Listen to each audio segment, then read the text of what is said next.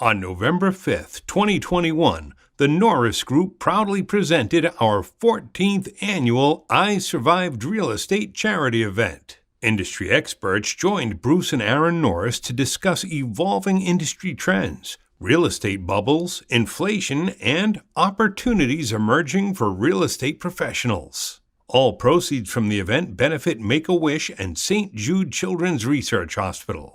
We want to thank our platinum partners, San Diego Creative Investors Association, Wilson Investment Properties, U-Direct IRA Services.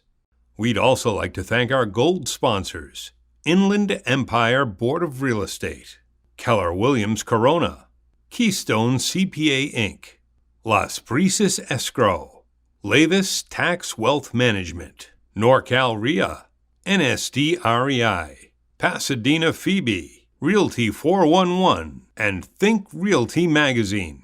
See isurvivedrealestate.com for event details, information on all our generous sponsors, watch the video uninterrupted, and to connect with our speakers. Good evening, everybody, and welcome to the 14th annual I Survived Real Estate. My name is Aaron Norris, and I'd like to welcome you this evening, and thank you for being here. COVID may have forced us to miss another year at the Nixon Library. Don't worry, we plan to be back next year, but the show is just way too important to miss, so we had to do it. All the money we raised today via sponsorship, ticket sales, and donation goes to Make-A-Wish and St. Jude, which are two amazing charities that support children facing life-threatening illnesses. Last year, we crossed a huge milestone of $1 million raised for the event since we began in 2008. And this year is a little bit different, as we will be doing more promotion after the event in hopes of those enjoying will continue to donate. We've crossed the 40,000 mark thus far. If you are watching now on the show and been invited from a sponsor and you want to give, you can go to isurvivedrealestate.com and the video tab, and you can click the link. You'll find all the links to donate there. I'd like to thank our leading sponsors right now, SDCIA, U-Direct IRA Services, and Wilson Investment Properties, Inc. Thanks for stepping up so last minute. I was a little bit behind because of everything going on health-wise, but it came together. We made it all happen. If you are later enjoying on Amazon Prime, YouTube, or other platforms after the event, please visit isurviverealestate.com. And again, check out our videos, check out the extended bios of all of our speakers, and look for that donate button so you can help us out. And of course, it's all a tax deduction. So let's jump into the action. Welcome to the screen, the host for this evening, investor, builder, hard money lender, with almost 40 years of experience. I get to call him Pops, Bruce Norris. Take 40 years. That doesn't sound good. Guys, thank you for your support that you've given Aaron. It's been awesome. And partly why he's gained weight is he provides muffins every time he shows up to the hospital, and my wife sent pizza. So that's where some of the calories come from. Tonight, we're going to have 5 contributors. Aaron is going to be interviewing Cornelius Burke and Casey Ricker. In the first segment, I'm going to be speaking with Jim Park, Sean O'Toole, and Doug Duncan. And I'm going to introduce them each first, and then we'll join in. Jim Park is the executive chairman, CEO, and founder of the Mortgage Collaborative, where he provides day-to-day oversight of TMC's business initiatives and works closely with TMC's board of directors.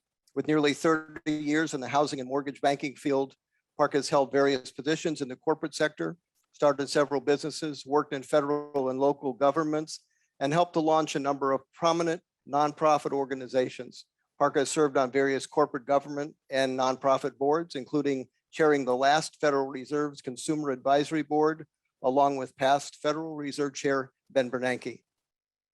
Sean O'Toole is CEO and founder of Property Radar, the property data and owner information platform real estate pros have trusted since 2007 to drive billions in deals. Sean purchased and flipped over 150 residential and commercial properties using rudimentary tools at the time before selling everything, sensing a market shift in 2005. He then built his dream application, Foreclosure Radar, which changed the game for thousands of small independent investors, agents, and other pros, and that empowered them to compete and succeed in a market that was otherwise devastated. In 2013, Sean relaunched Foreclosure Radar as Property Radar. As foreclosures cooled off, And as the industry saw demand for usable public records with enhanced owner information, Property Radar went national in 2020. And last but certainly not least, Doug Duncan, been a friend of the Norris Group for a long time. Douglas is Fannie Mae's Senior Vice President and Chief Economist. He's responsible for providing all forecasts and analysis on the economy, housing, and mortgage markets for Fannie Mae. He also oversees corporate strategy and is responsible for strategic research regarding external factors and their potential impact on the company and the housing industry. Named one of Bloomberg's Business Week's 50 most powerful people in real estate. Duncan is Fannie Mae's source for information analysis of the external business and economic environment, the implications of changes in the economic environment to the company's strategy and execution, and forecasting for housing activities, demographics, overall economic activity, and mortgage market activity. You know, in 2021, this is just so easy to predict what's next, isn't it? It's been one of the craziest 18 months I've ever seen, and I'm excited to get some of these people with a lot of information behind them and experience what their take is. Jim, I'm going to start with you. You've got a couple events, a housing renaissance and also 12 days of TMC. Can you give me a little bit of what that is for and who it's for? Sure. First, thanks for having me back on. I do miss the Nixon Library, seeing all of you. And Aaron, you know, we're proud of the progress you're making, and we're with you. So thank you for still kind of keeping us together like this. The housing renaissance, it's actually similar to what you did with this program. You know, in the height of the foreclosure crisis, when the market was sort of melting down, a handful of folks, just a couple of friends of mine, Gary Acosta, Phil Bracken, and I thought about bringing together some people from the industry together, but not just real estate or mortgage, but people from the consumer group, people from the building community, people who are regulators, who are academics, thought leaders. Doug Duncan has been a regular in that program as well. We've actually, it's half the people in that room seem to be PhDs from different universities,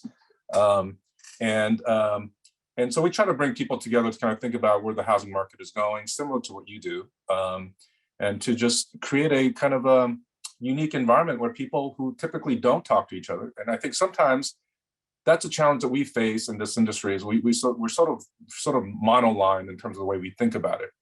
Builders think about the building community, realtors think about the realtor community, and so on and so forth. And what we try to do is to bring people from multiple disciplines, new tech providers, to people who are advocates on the ground, bring them all together to talk about what issues really are impacting consumers throughout the country. And we try to come up with some solutions, but most importantly, it's about relationships and kind of making sure people have connections that are going to help them improve the housing market. So that's been around for 14 years, similar to you, this program, and we'll be having it later next month, actually, this year. In terms of the 12 days, 12 days is a part of a program of my day job. By the way, Bruce, thank you for that very kind intro. I might have to borrow that and make sure everyone else uses it. So, but that is part of the Mortgage Collaborative. Mortgage Collaborative is a national network. It's a co-op of independent mortgage banks, community banks, and credit unions. We have about, I think right now we keep adding the numbers, but I think we're at about 253 members right now nationwide, representing the aggregate origination volume kind of goes back and forth between 10 to 15% of the US origination volume. So our members originate quite a large chunk of the business. So we try to provide education, networking, as well as other ways to support their business growth. We just recently launched, I will answer 12 days. 12 days is a program. It's a 12 days long program. I think it's too long, but my staff says it's, perfect. Just perfect. So we're going with the 12 days. But we recently launched, this is one thing that I'm very excited about, is we recently launched this year a venture capital fund within the collaborative. And because the mortgage folks, all of us, are are users of a lot of mortgage technology created by a lot of smart people in Silicon Valley and elsewhere. And a lot of them don't have any mortgage experience, right? They kind of, it sounded good on paper. They're trying to figure it out as you go along. But a lot of times it's sort of the tail wagging the dog scenario. And so we said, you know what? We as an organization, we as members, mortgage lenders are going to be venture capitalists, and we're going to bet on certain technology and put money in it.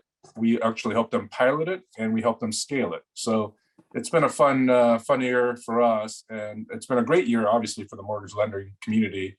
This year, obviously not as good as last year, but still a solid year. Okay, let's go forward, because what's interesting about charts that I pay attention to, I kind of got into the real estate fray prior to 1980, but since 1980, interest rates have gone down for 40 years. And so that's helped the mortgage industry out. There's always been a refi. So what going forward, well, first of all, what percentage of refis make up of the current loan business, would you say? What percentage? Refis are, what was about 60? I think Doug would know the exact number. It's probably about around 60. It's almost, 63%. Yeah, it's actually in our organization with our members, it's actually slightly flipped. So we have more purchase money than refis in my network. It's kind of sort of a strange scenario, but it's I think refi numbers, who knows how much more we can refi folks out there. Probably we're running out of people.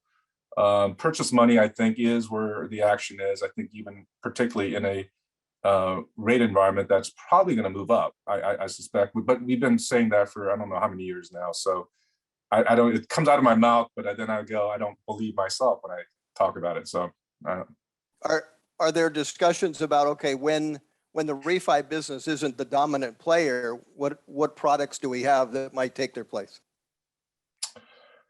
Well, it's a purchase money business, and that's kind of what people are really focused on. That's why a lot of our members, if you look at the members overall, they are focused on new channels of bringing in business. So if they were a distributed retail business primarily, they're looking at consumer direct, or they're looking at potentially even wholesale business.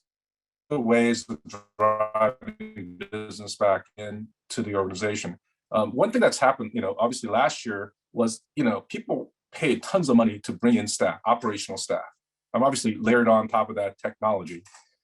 So the capacity of many of our members is quite strong, right? They can handle a decent amount of volume. As the market, as the volume overall sort of has trended down, you have to do something with the organization. It does involve layoff. I do think people have relied on more technology now so that you don't have that volatility in layoffs, but still there's probably some excess capacity out there for folks. Community banks, our members, if you look at our members, 60% of our members are independent IMBs, independent mortgage banks. 40% are either credit unions or community banks. They're not able to move quite as fast in terms of layoff and all that stuff like an IMB, right? The IMBs can hire fast, they can lay off fast. So half of our group is doing that, other half is not. But in terms of products, I think, people are just, focused on sort of more channels and trying to get more business in. Okay. Sean, welcome. How are you doing? Are you kidding me? Your sound is off. I thought you were. You're on mute. That was really funny. We've all heard that a few times. Yeah, Sean, that's worse than I thought. Yeah. Recovering from strep throat, so my voice is going to crack a little. Okay, well, we'll try to make this as easy as possible. Since the conversion from foreclosure radar to property radar, can you briefly go over what resources are available at your website and how your scope of customers has expanded? Yeah.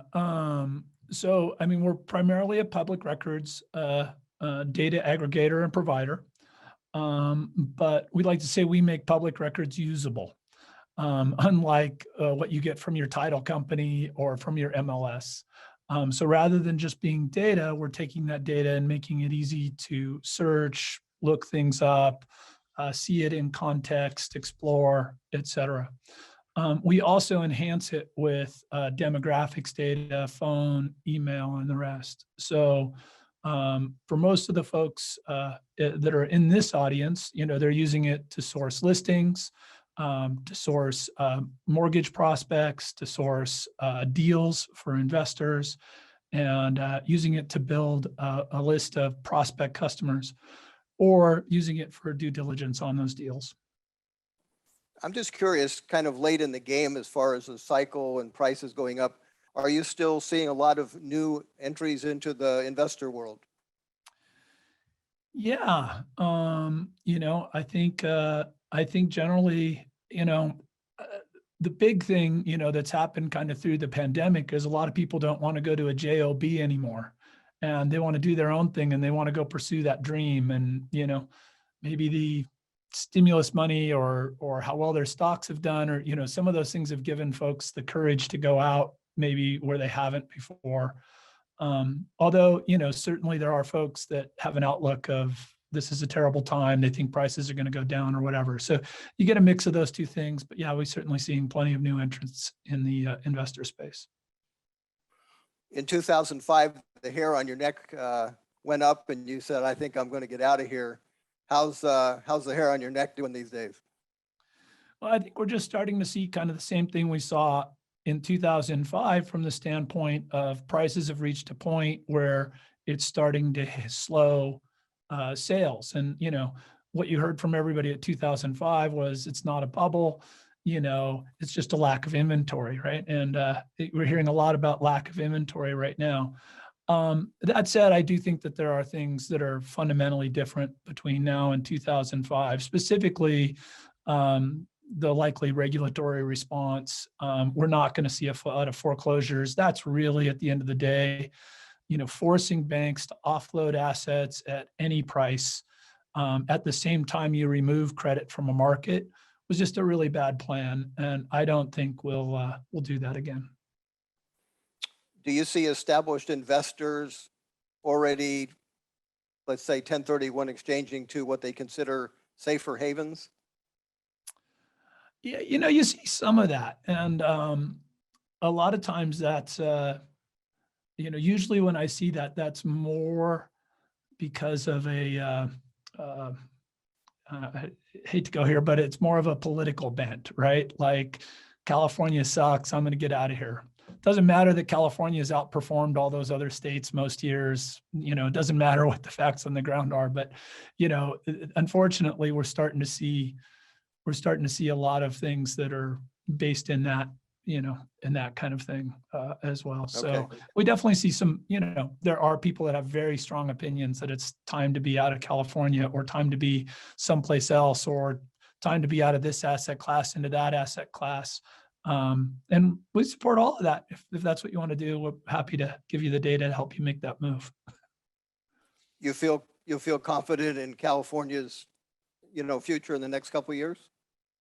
There's a number of things I don't like about California, but they are well overwhelmed by the things I do like about California, being a Californian born and raised. So, Okay. And I would expect a Texan born and raised to say the same thing. Okay. Do you have a particular chart that you like to look at and say, okay, that's concerning me?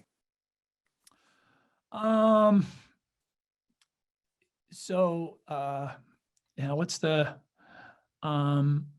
no, because I don't think we are in a free market economy or in a free market housing environment.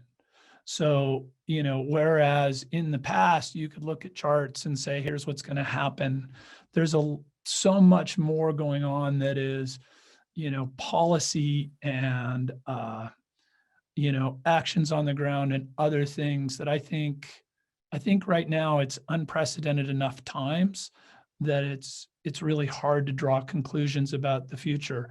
But the only clear conclusion that I have, right, is we've seen after 2001, we saw a particular monetary, fiscal, regulatory response. We saw the same thing after 2005. We saw the same thing, but each time larger, right, after the pandemic. So I think that's the thing we can count on, right? I think we can count on increasingly outsized responses to crisis. And that doesn't mean you shouldn't worry about crisis, but, you know, and that, you know, I think the system as a whole is bad at fairly distributing, you know, its response, and does a very poor job. And we can point to a lot of that in this last crisis, where we overly hurt certain things like certain small businesses and overly helped others. And I expect that will continue. So you need to think about, you know, whether you're in the group of likely to be helped or likely to be hurt in these responses. But I mean, for now, most of my adult life, you know, the economy's been driven far more by quote unquote black swan events than it has been by much else.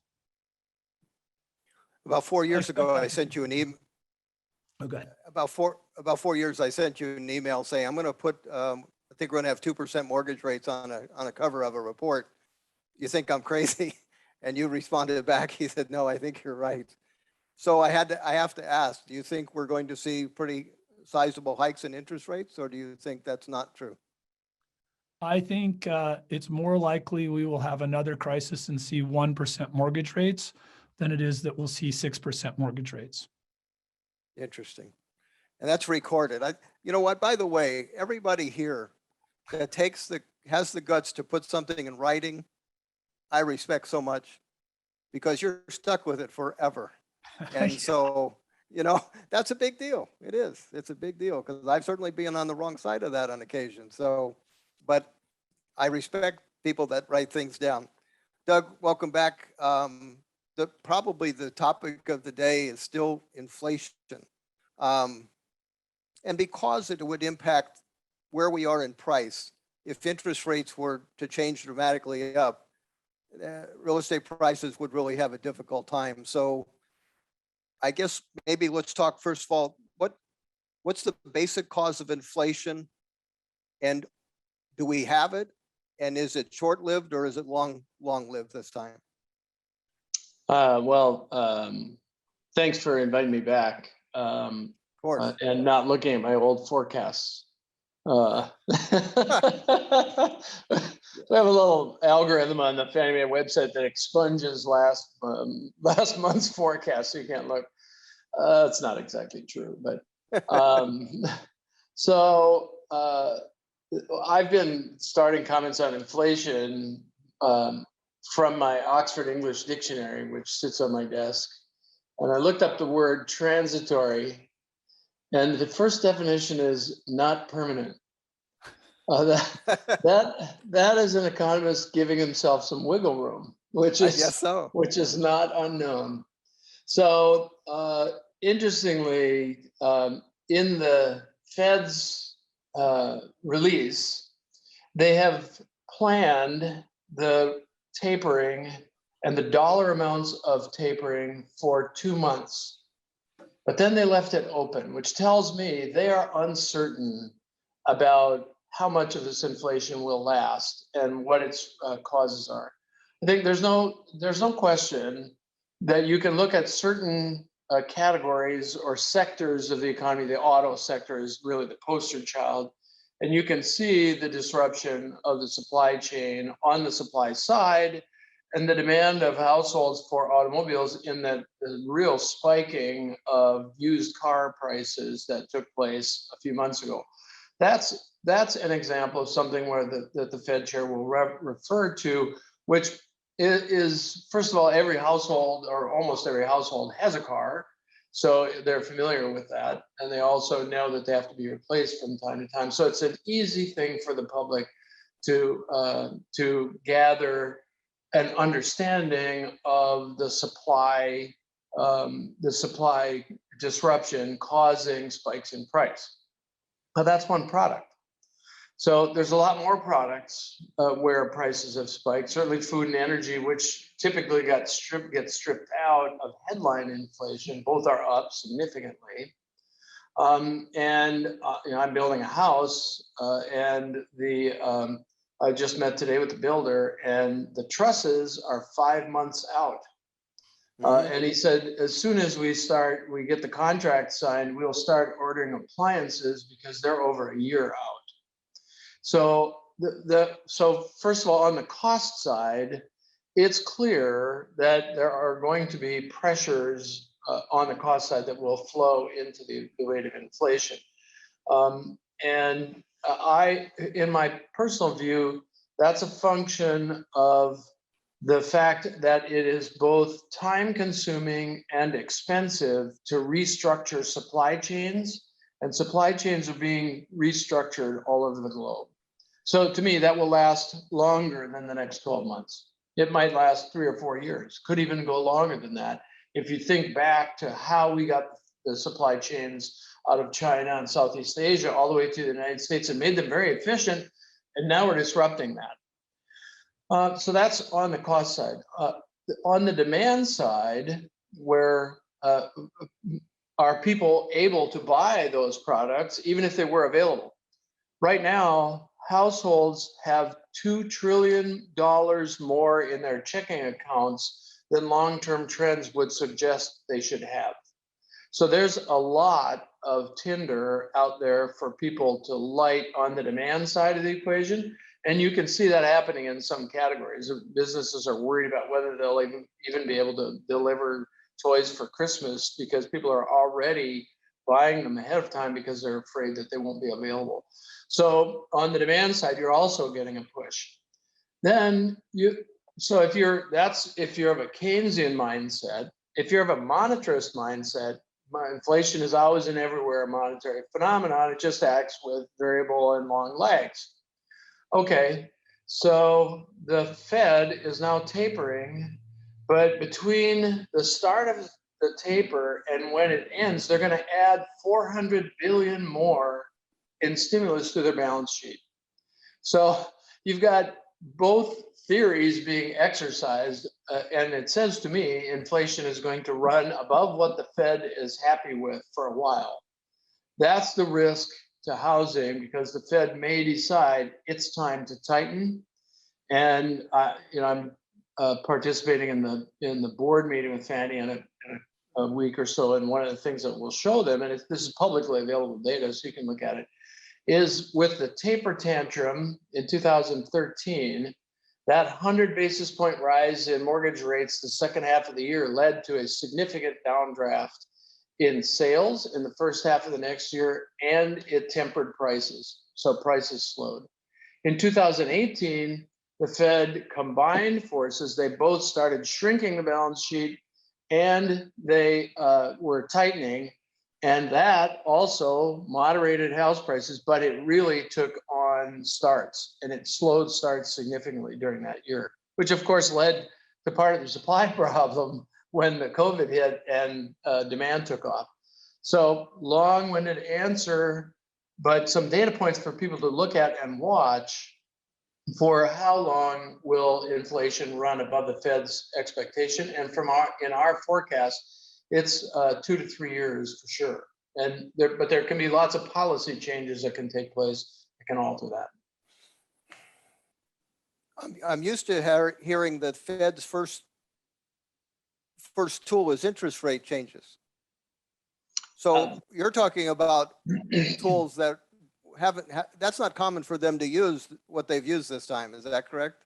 That's right. It's they would call it quantitative easing. Somebody asked me for a definition of quantitative easing. I said that's when you let out your belt 2 loops after Thanksgiving dinner.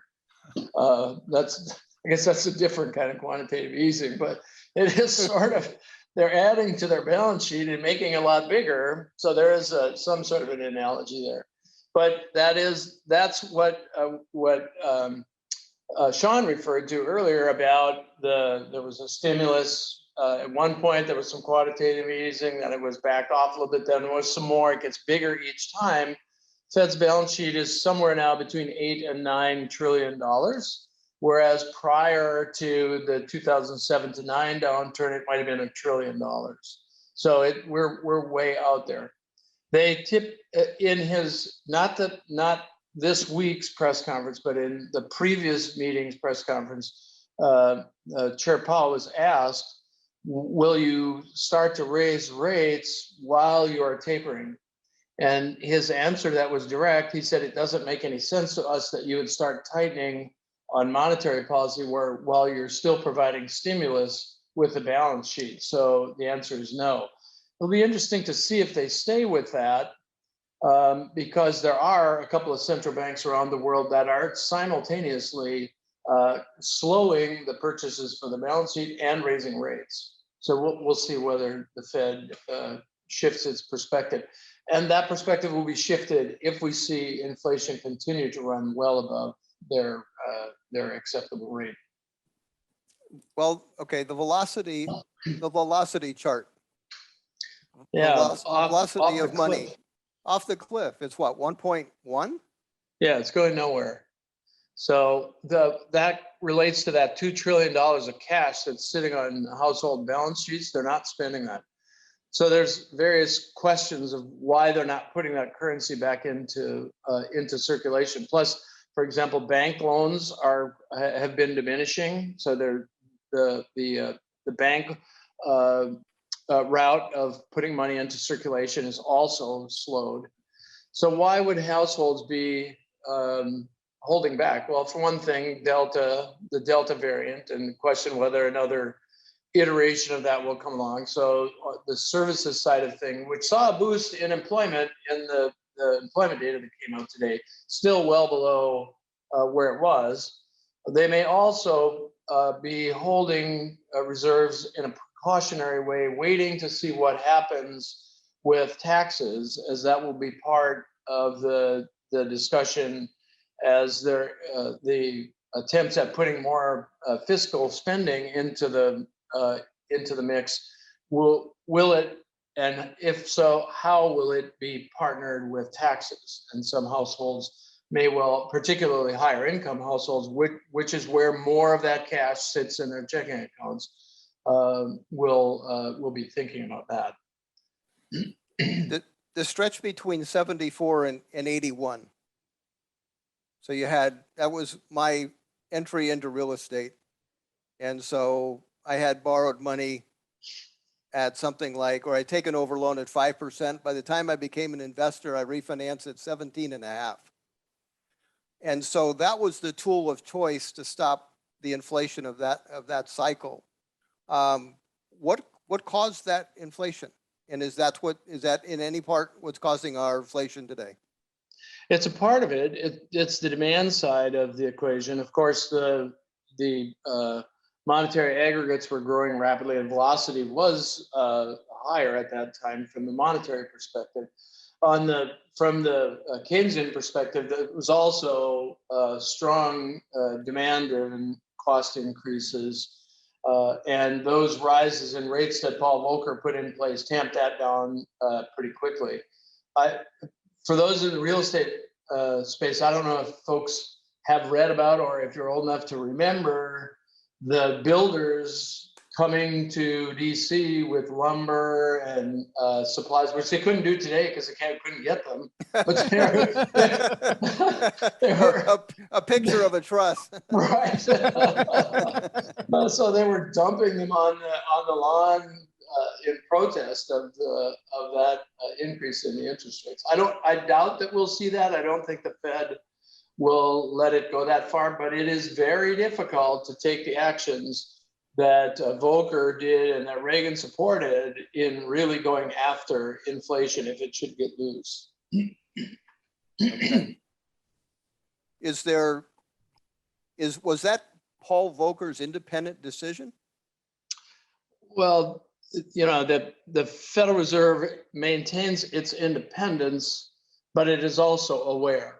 It is politically aware. So I am sure there were conversations between the administration and the Federal Reserve, but there's no question that Volcker was purely focused on the issue of inflation and was fearless in taking it on. And Reagan was a hard money man and felt strongly about the value of people's currency, and that was, in my view, a marriage that worked very well, even though politically the White House had to swallow pretty hard, because it did bring a recession 2 years into the new administration, which was not necessarily something they were looking for, but it did ultimately solve the problem. And to your point, we've seen 40 years of that benefit as nominal rates have come down, and households have been able to refinance all that way down and improve their financial position.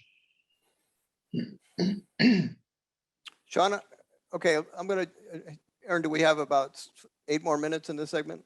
Yeah, and just remember, we're going to lose Jim. So Okay, all right, we'll circle back. I'm going to go backward now to Sean and then to Jim. Sean, when I take a look at the idea of inflation or deflation, you're in the tech world, and the tech world's job is typically to make things less expensive with innovation. And so what's your take on deflation or inflation? I just read a really great book. It's way over my head, The Cost of Tomorrow. And that's a guy that kind of came from your world and talk about, that's our job. You know, that's what we're going to do, is make things less expensive. So what's your take on the future of inflation or deflation?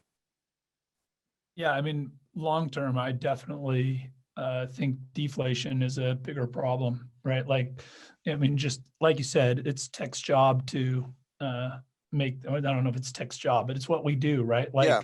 how all these tech folks get so rich is they use software so that you can replace, 100 people with 5 people, and they get the benefit of that savings. I mean, at the simplest level, right? And I believe that's something that's going to continue, or maybe accelerate. I actually more of the mindset that accelerates. So short term, right? You have not enough workers, you got to pay them more, and the rest. Longer term, you get the robot to flip the burger, which we're seeing. There you go. Or the robot that you place your order with instead of the person.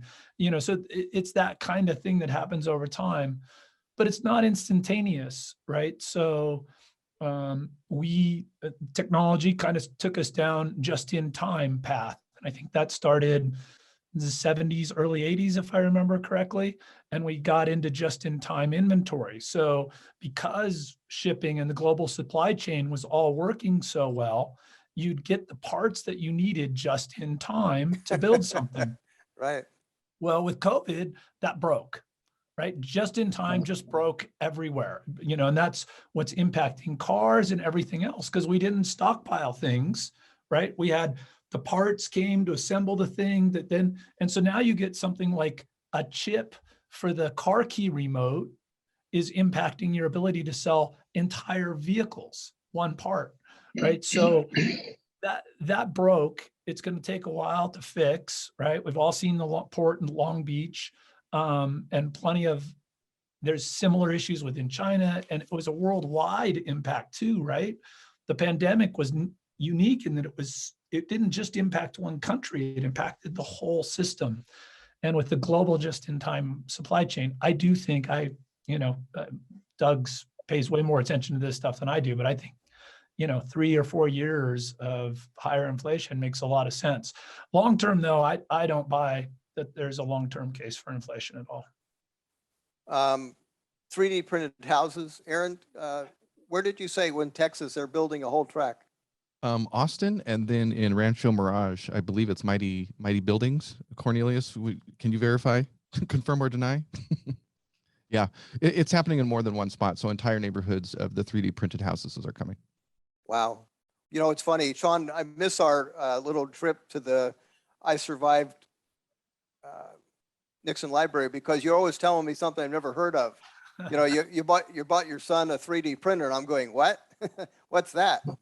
And so now it's building houses. It's a little hard to get your brain around. So the bottom line question, because this is what you kind of talked to me about years ago, that will be done cheaper and cheaper than home construction is typically done. I think we were long overdue. If you go back to Schiller's chart of home prices since the 1800s, right? There's this big drop around 1910. And that was really due, to technology, the Sears home, where you could have a whole home delivered and you could build it yourself.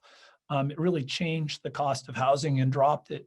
And we are, in my opinion, about 100 years, well, not 100 years, but, we're 20, 30, 40 years overdue for that kind of shift. But I don't think it's, despite the cool stuff happening with 3D printed houses, companies like Plant Prefab, there's lots of interesting things starting to happen, but I don't think we're close yet to a fundamental shift. And I think the primary problem there is a regulatory problem. So, when we start requiring solar on every house for every plug, a little plug, a little outlet, right? Cost of those were down to like $1. And then you require that they have built-in child safety devices and it goes to $10, right? That stuff adds up and we keep doing that. We keep adding more and more cost to homes, and at the same time, really stifling innovation, right? Because there's so many requirements about what a home can be, has to look like, all the rest, it's very tough for these companies trying to do 3D and trying to do innovative things to get through that regulatory process and get something they can actually build. We've joked around locally. I've thought about illegally building a house with, I live in snow country, right? So this really seems crazy, like with cheap insulation, roof, single pane windows, but I could build it even with the high cost of stuff today. I could build it cheap and it would still be pretty nice inside. And it would still be much nicer than 50, 60% of the inventory in my town that was built 50, 60 years ago. And that's illegal. We can't do that. Right. We've made affordable housing illegal and we've done it by choice. We've curtailed innovation and we've done it by choice. And I think that's a shame. I bought houses that are built without the permission of the city. That was an interesting meeting with the city. Jim, I wanted to get back to you on the innovation side, because one of the subjects in the 12 days of TMC, the subject matter is basically how to automate and use less people. So where does that automation fit into the future of the loan business? Well, it's happening already. People are using AI, machine learning to reduce the costs. You're looking at files, and it's reading it and inputting it into automated underwriting system and so on.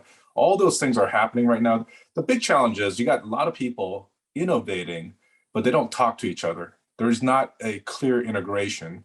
It used to be, a long time ago, was, Fannie Mae, Freddie Mac would try to, dictate a lot of those things. Those days are kind of gone. Like you got an automated underwriting system, Ellie Mae, which is probably has 50% market share, I think, in terms of AUS. They're dictating what system to go. So it's stifling sort of competition, actually, at some level.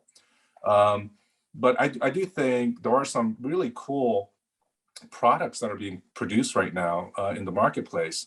And you can see the cost of the origination process. Actually, it went up, and some of it because of the regulatory requirements that were put in place. But you're seeing it go back down a little bit. And a lot of that has to do with the technology that's being deployed in the market. Obviously the biggest cost of the origination process is loan officers. So that's, you still have to have human beings doing that, I guess. So, but I don't know. I do think I have a lot of hope for technology and what happens there. It does worry me to some extent, but like when I go to San Francisco, I can go to a coffee shop that has a machine that makes my coffee for me, but it doesn't really taste that good. I'd rather have a human being make my coffee. It tastes a whole heck of a lot better. I don't know, some things are up for innovation and change, and some things I'm not sure. Until that coffee tastes a lot better, I'm not going to that machine. So, well, you can't talk back to him either, probably. Yeah, but the other thing that's happening, it's kind of, I'd be kind of curious how Doug or Sean thinks about this, but there is so much money being thrown at new innovation, technology, and the valuation these companies are getting is sort of mind-blowing, right? And so you can see kind of, this is sort of becomes kind of wealth appreciation that has no foundation to some extent, because there's a lot of capital being thrown at these companies. Like I was talking to a venture capital guy the other day, and he's like, yeah, if someone has an idea, they maybe bring in a couple of people who have sort of, built a company, sold it, what have you. If you have some idea on a piece of paper, you start with a valuation of 15 to 20 million.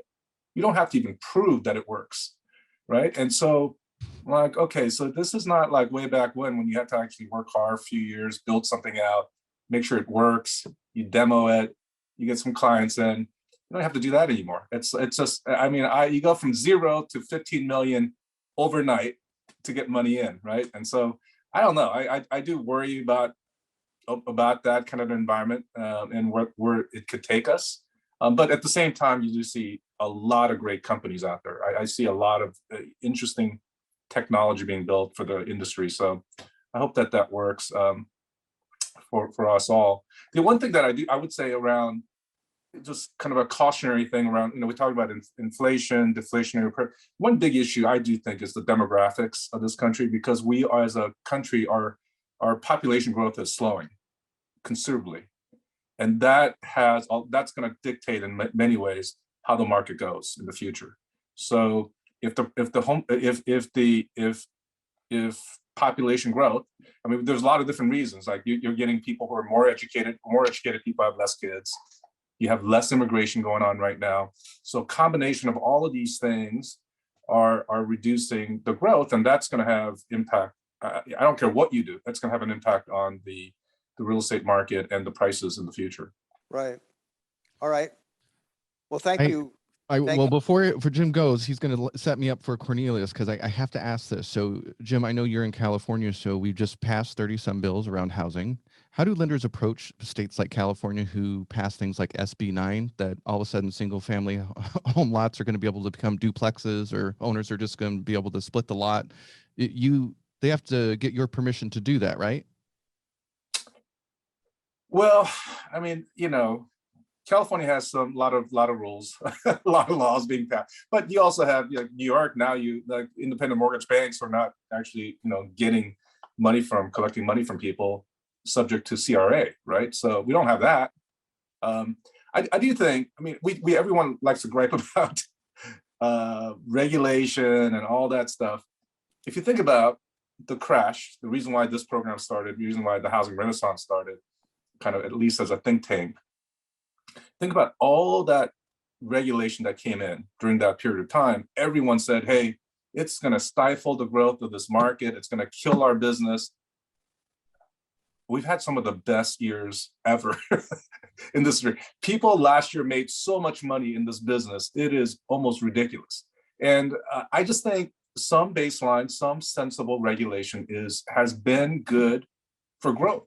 It hasn't had the opposite impact. It has had the positive impact. So yeah, we can't, so we're going to be very careful when we say regulation. There's some things that are really important to have, and some have gone maybe overboard, but we have to kind of pick and choose on that a little bit and fight the right ones, right?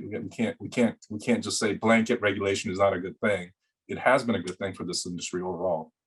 Well, you'll have some new toys to play with next year with SB 9 and SB 10 coming out. So, all right. Yeah. Well, Jim, I know we're going to lose you here in a second. So thank you. And it sets me up great to introduce Cornelius. So Dad, you cool with me moving on to Absolutely. Next yep. All right. Thanks Jim, for being here.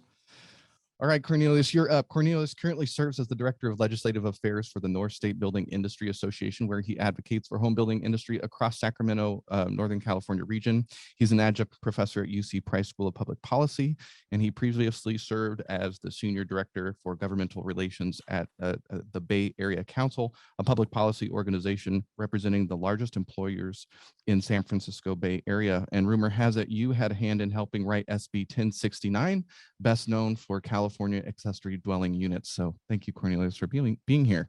Thank you so much, Aaron. Thank you, Bruce. And thank you for the entire Norris Group for having me for this lively discussion. Our pleasure. You got set up sort of nice. Let's just jump into what are the top issues that builders are facing right now? Supply chain, supply chain, supply chain. Our home builders can't find garage doors. Copper is in short supply that we use for our pipes. Gypsum for our wallboard is in short supply. Everything is hard to find. Thank God, the president has finally stepped up and really had a couple executive orders to really address the supply chain challenges, particularly at the port of LA and Long Beach. That's where 40% of the goods that enter the country come from. So got a lot of work to do, but supply chain is the biggest issue for us right now. Also, lumber. The price of lumber has skyrocketed. I mean, you thought of your junior high shop class, you played with scrap wood, but that's valuable today. Lumber has went up on average nationally 25%. Some estimates that it's added about $30,000 to the price of a home nationally. So lumber, supply chain challenges. Also, it's been an issue for a long time, but exacerbated during COVID-19, just the workforce development in terms of the trades that we need for the home building industry, plumbers, carpenters, and the like. You don't always get a heads up either. I think that's the most concerning thing. You're working on a house and then all of a sudden you're like, oh, surprise, yeah, appliances, 6 months to a year, hope you don't need a microwave. That's uncomfortable. So, and the timing when you're building is really important. So I've heard that smaller builders in certain markets are having a really hard time, especially as these things are increasing in price with things like, things getting stolen. They have things land at the wrong time. It's sitting on site there too long. It gets stolen, increases the cost. In Florida, there are some builders that are canceling contracts, and they said, you will know the price when we finish building the home in a year. So they're not even giving the price anymore. A consumer can't go to them and put a house in contract. They're just not selling it anymore until they're finished. Same in our market. And the North State BIA represent home builders from Sacramento to the Oregon border, and work closely with our state association, the California Building Industry Association. That same thing is impacting our market as well. It's supply chain. I'm presenting next week at the Orange County Real Estate Investors Association. I'm reading through these 30 plus bills that have just passed. It was interesting to see that for the most part, our industry, CAR, the CBIA, everybody in our industry as far as associations were very supportive. The cities were not. They're not very happy that they've lost control. So let's talk a little bit about the things that just passed. So SB 9 and SB 10 have gotten the most press. Can you talk a little bit about those? Absolutely. SB 9 is actually a bill from the President Pro Tem of the state Senate, Tony Atkins. It allows for duplexes and lot splits. That bill technically would have passed last year, but just due to some political shenanigans at the last night of the session, they didn't take it up in the assembly. So that bill finally passed. To your point earlier, it's still unknown how the mortgage industry is going to react to that. I think there's a lot of lawyers trying to figure that out. SB 10, that bill's actually been around for a long time. That's kind of the third iteration of that bill. That bill just allows for more upzoning next to transit and job-rich areas by Senator Scott Wiener of San Francisco. Interesting to note, the local and state relationship is actually broken right now. The local governments have taken such a hard stance on approvals, delaying the land use approval process, planning commission, design review commission, city council meetings, that the state government said housing is now a statewide concern.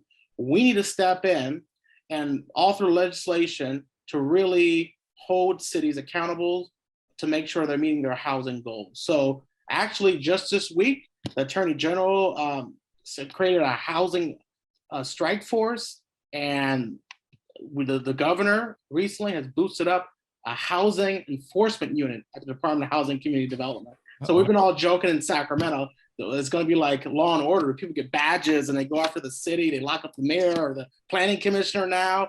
But yeah, they're really holding cities their foot to the fire and say, hey, you need to produce your housing. There's obviously a lot of cities, I will remain nameless, but who just aren't pro-housing. And that's a problem. When I was reviewing the RENA numbers for the housing allotments for all the different cities, that's really changed. So the housing that every city has to build has slightly changed a little bit. Everyone's got to produce their fair share. Is anybody meeting those goals? No. I always call it a RENA suggestion. There hasn't been really any teeth to that until recently. The governor now sent a letter to Huntington Beach. The AG might sue some cities. Technically, the state could withhold transportation and other grants from cities that don't meet their arena obligation and goals. And actually, the state could come in and take away their land use authority. That's very rare and very seldom that would ever happen. But yeah, it's new laws now. SB 828 by Senator Scott Wiener a couple years ago really rejiggered some of those numbers and added more teeth to the arena numbers. And we are so behind in housing production in our state. It's a supply and demand issue. If you talk to most voters, most people in the state of California, what's the biggest issue? Housing. And why are we in this issue and this problem? Because we have limited supply to meet the demand. We only achieve about 80,000 units annually. Most economists and demographers say we need to hit about 180 annually. So yeah, we have a lot of work to do, and we need to reduce the regulatory barriers to producing more housing so the private sector can get in there and do what it does best. Accessory dwelling units were very exciting for me. I guess the question about SB 9 for me right away, I'm not very excited about it because it's owner occupied. Number one, it has to be on an owner occupied lot. And number two, it doesn't have the same teeth as the ADU laws had. So if you're building an ADU, the local jurisdiction has 60 days to return your permit. That is not the case with SB 9. Do you think, like ADU laws, we'll see some different iterations cleaning up some of that and maybe making it more investor friendly? Absolutely, absolutely. I think we'll probably see another bunch of bills next year to really hit at this. One thing to know that I loved about the ADU bill that I helped draft and lobby in 2016 is that now it lets the homeowner become a mini home builder.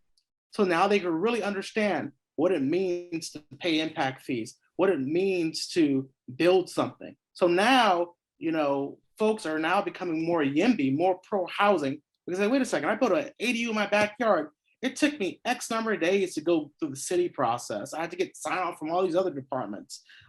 So it's creating a mentality and an ethos of pro-housing and becoming a mini builder, which I think is a good thing for our state. And so folks can understand what we go through in our industry as home builders. One last question before we move on to Casey. Casey, I have not forgot about you. The National Association of Home Builders just came out and said that the average cost of government cost to new construction on average is $97,000 per house. Yes. That's crazy town. So I don't know what else to say. It's sort of stunning. And how do we fix that? Absolutely. Do what Sean does. Build crappy houses. I think the vast majority of folks don't understand that a lot of the costs are in local government impact fees. When you build a house, you pay for roads, sewers, schools, library, parks, trails, transportation, all these impact fees. Unfortunately, in our state in Prop 13, local governments are looking for other sources of revenue, and it's on the back of home builders now. In the Sacramento market, the BIA just did a study. The average cost for fees is $95,000. In Riverside is about $55,000. In the Central Valley, it is $55,000 as well. Our friends to the east in Phoenix and in Las Vegas, they pay $20,000 to $30,000 in fees, significantly less. Our business, the home building industry, when you say, hey, I'm a home builder, local government said, do all these things, pay all these fees. If you say, hey, I'm opening a lemonade stand, people jump up and down. We have all these society problems of transportation, housing, school construction, et cetera, but it shouldn't be on the back of new homes. It should be societal problems. It should be spread out through a whole society should help address these concerns, not new home builders. We need to build new housing. That's a win-win for the community, not do anything to reduce that. Okay.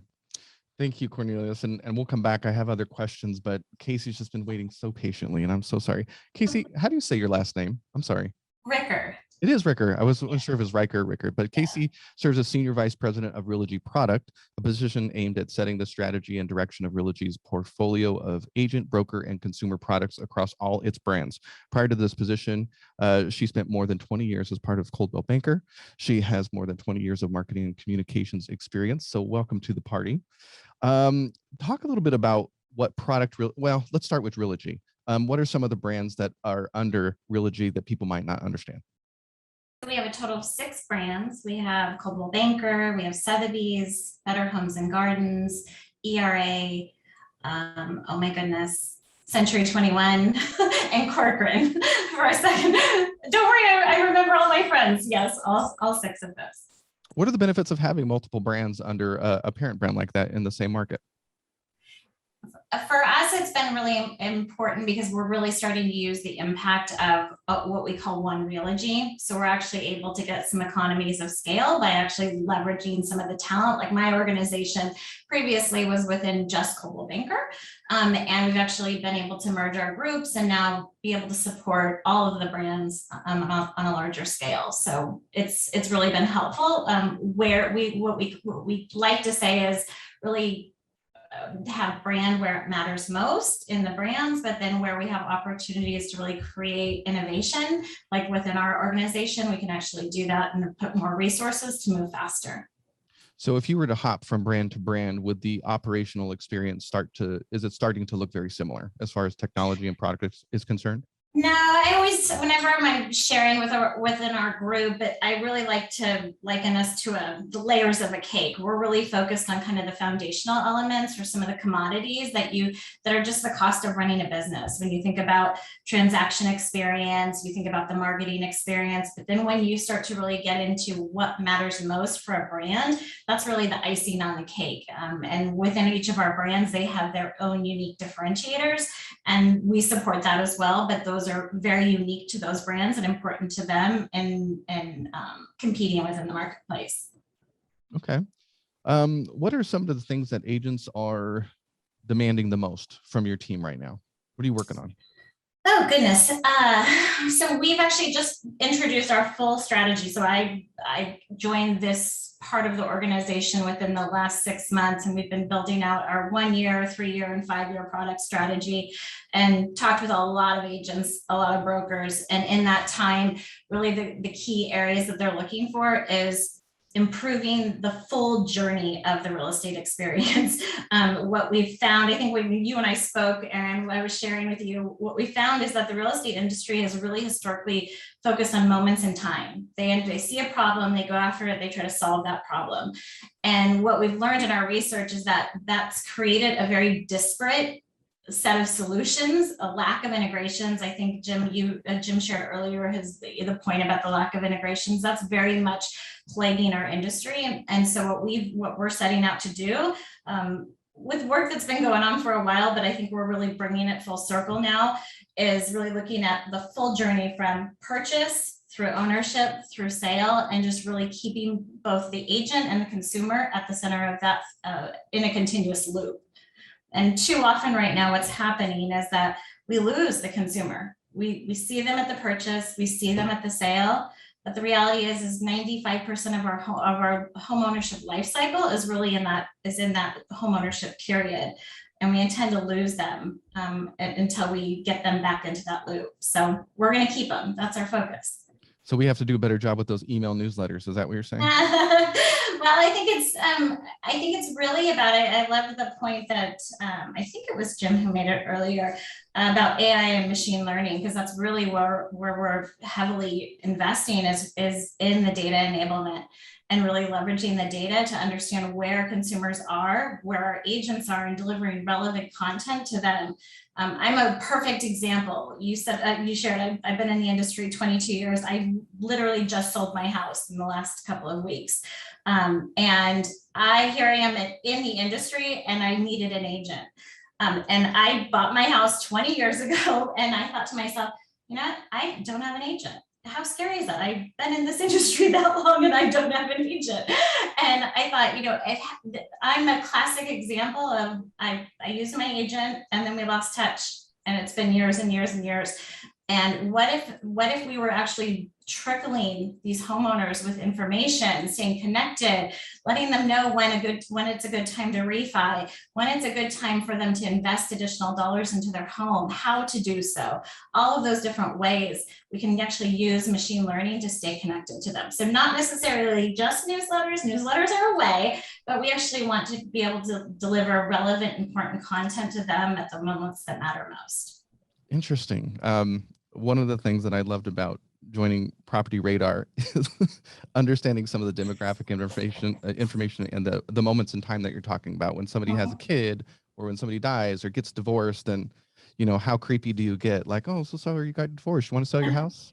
Yes, Maybe right. not, but you could.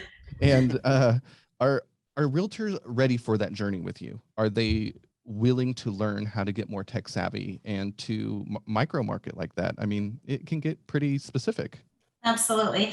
I think more than anything, consumers are ready. And that means agents need to be ready. And I think, as we were talking with agents and brokers, particularly over the last 6 months, there's a real drive and a desire to do better.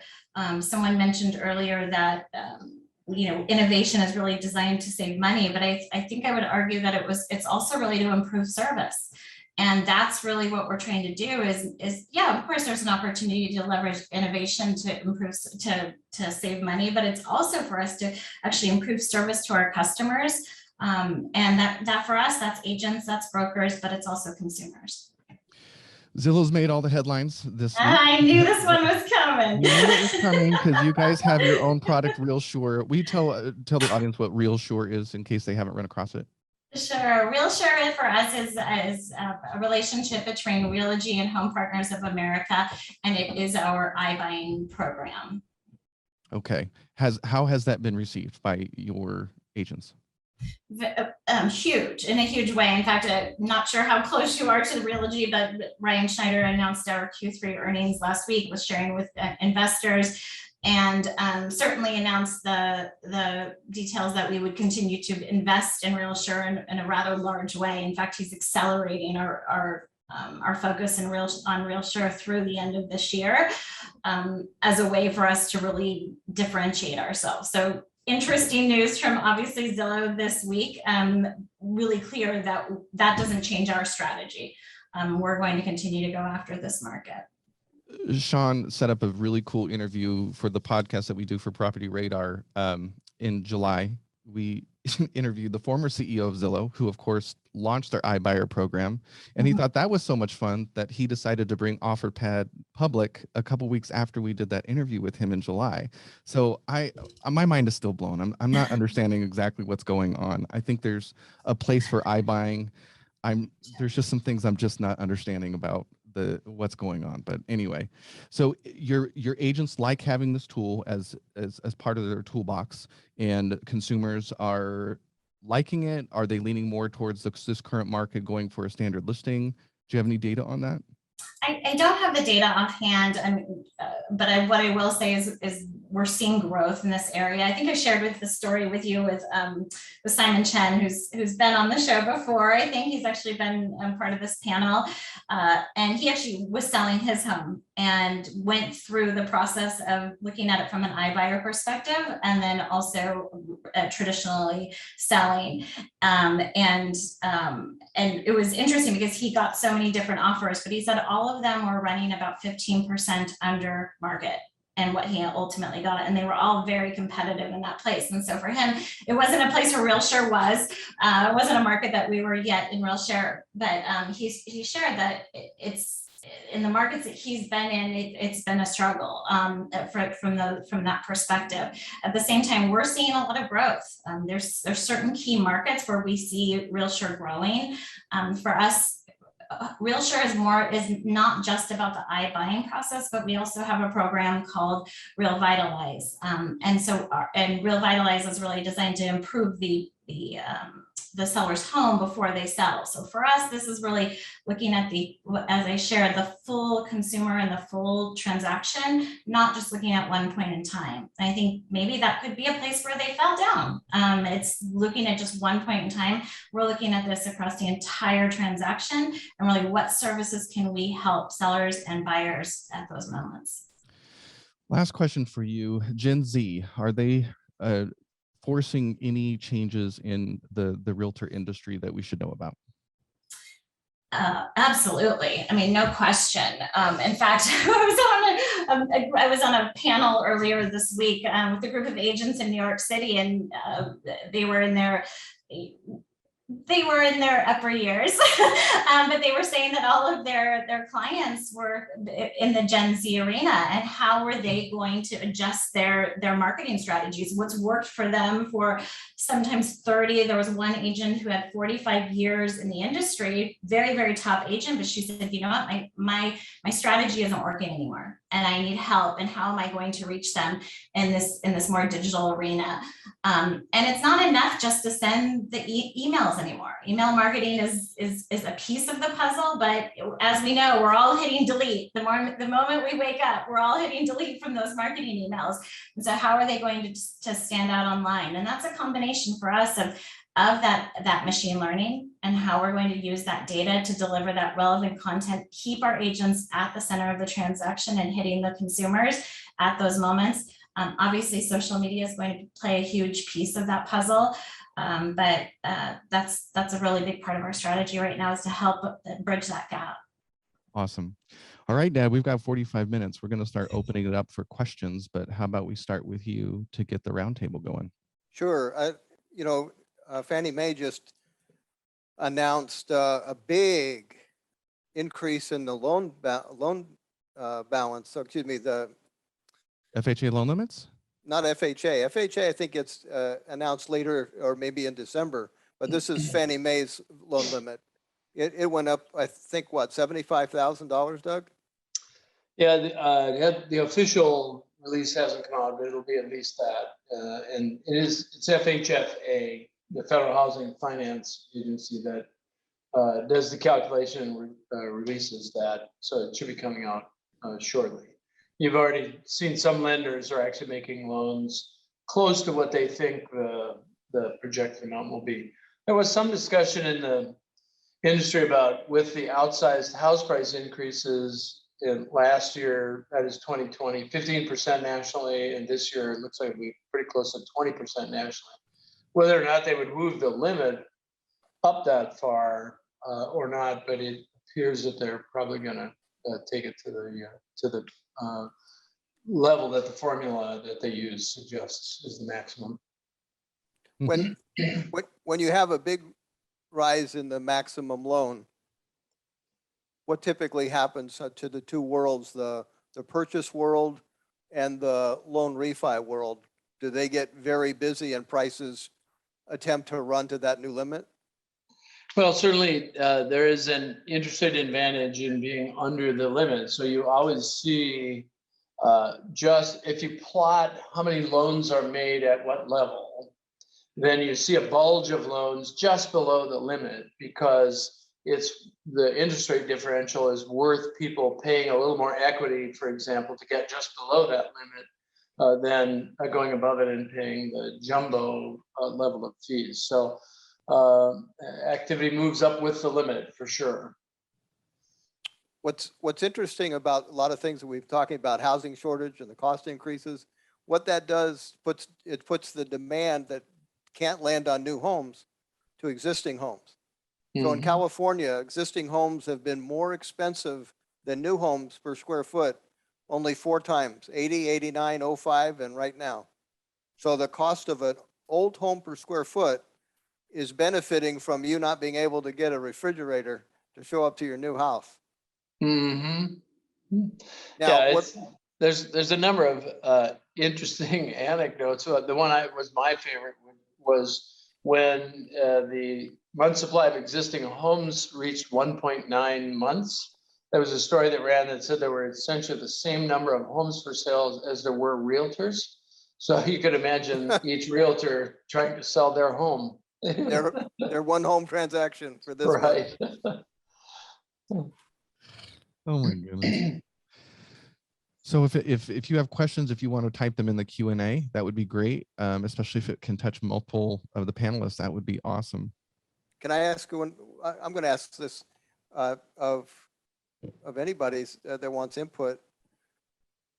Inflation, I'll just say a little bit my story. 74 to 80 was inflationary, but I owned a home, and it took off, and allowed me to buy 3 homes, and it took off. And by 1979, I owned a free and clear house, and it was a big deal. Had I been renting, my rent would have exploded and my life would have been very different. So what we've experienced right now, if you own rentals, you've gotten one heck of an increase in the last 24 months. And so I know Fannie Mae does a lot of good and have programs to reach out for first-time buyers, a lot more than people think they do. But is there, I don't know, is there any special program that's being contemplated by Fannie Mae to reach across the aisle and say, okay, you can afford to own, you don't have maybe a down payment or something, but is there any willingness to let more people into ownership? Because that's a big benefit going forward. Yeah, one of the things that we've, in my group, which is called the Economic and Strategic Research Group, had looked at and talked to the leadership about was one of the kinds of programs that has historically been successful in helping people is down payment assistance.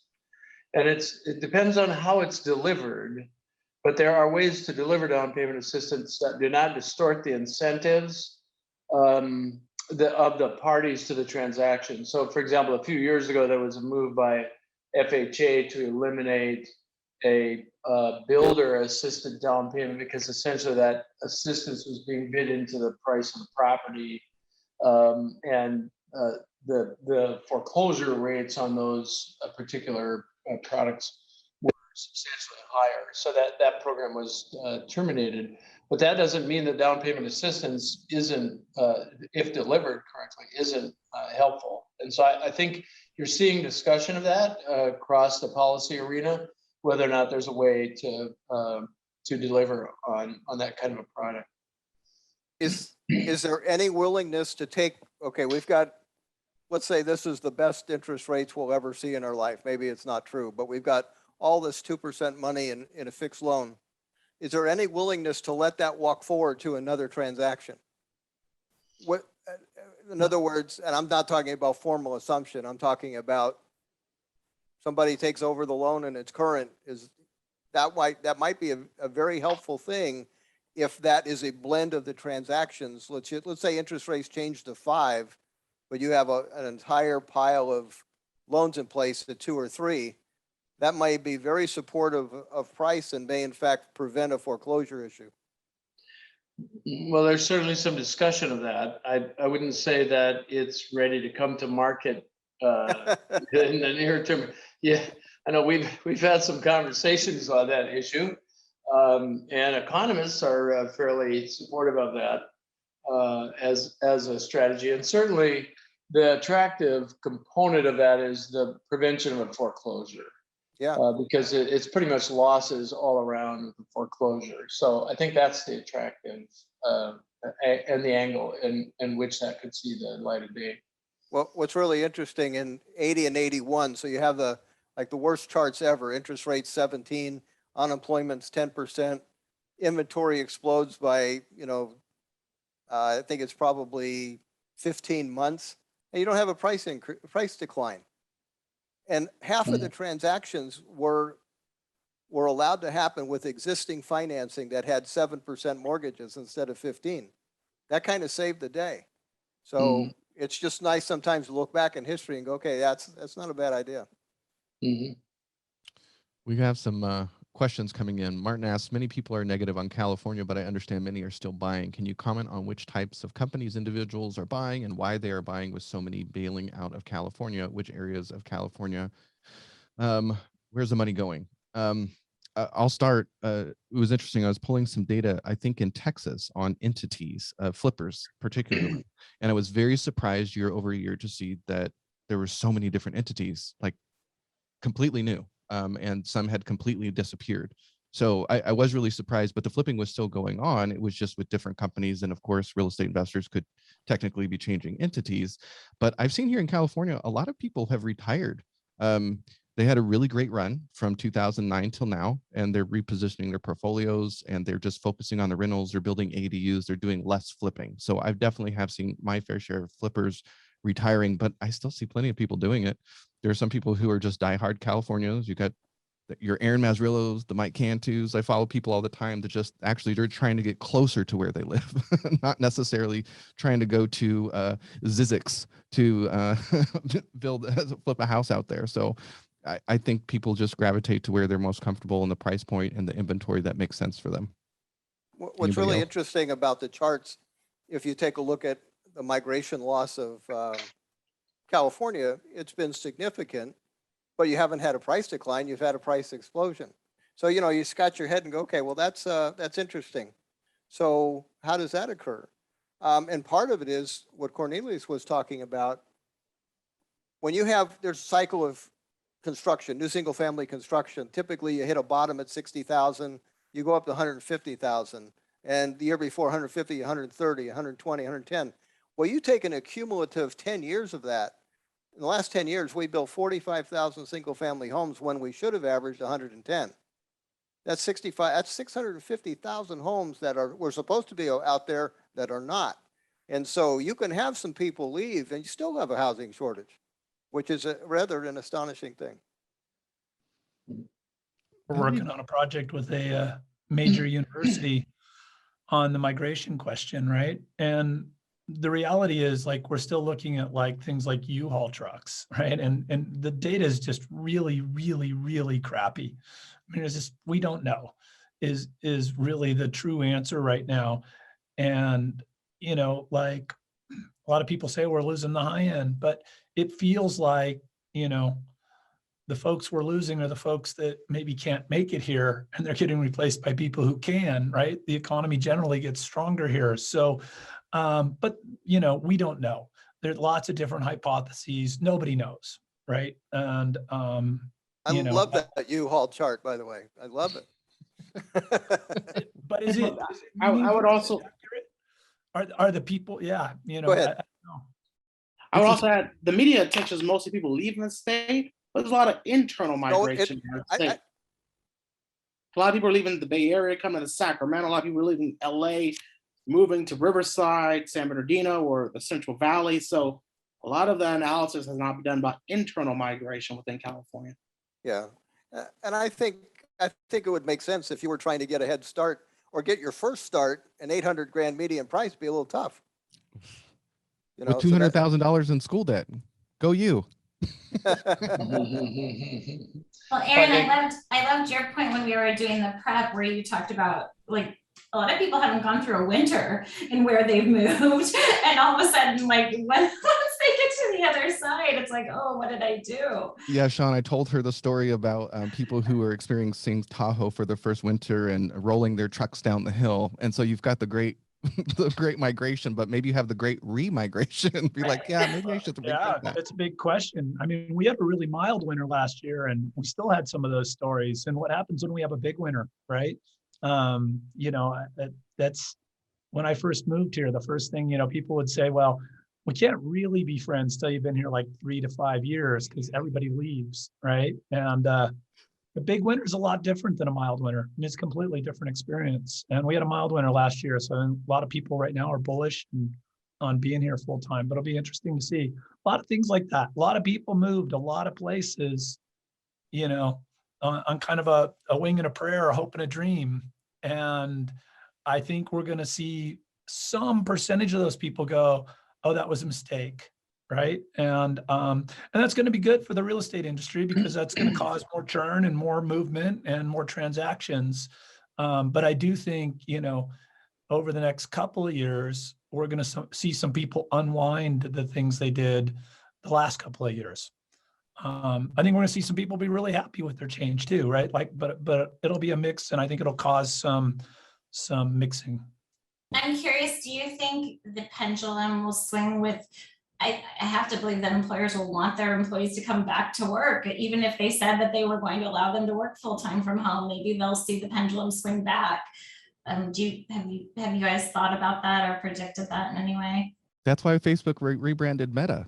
We're going to do the metaverse. We're going to put our virtual reality glasses on and, you know, kumbaya around a virtual reality fireplace, right? Very interesting. I think the swing to remote's relatively permanent. I think I don't think we go back to the same degree of cube farms that we had before.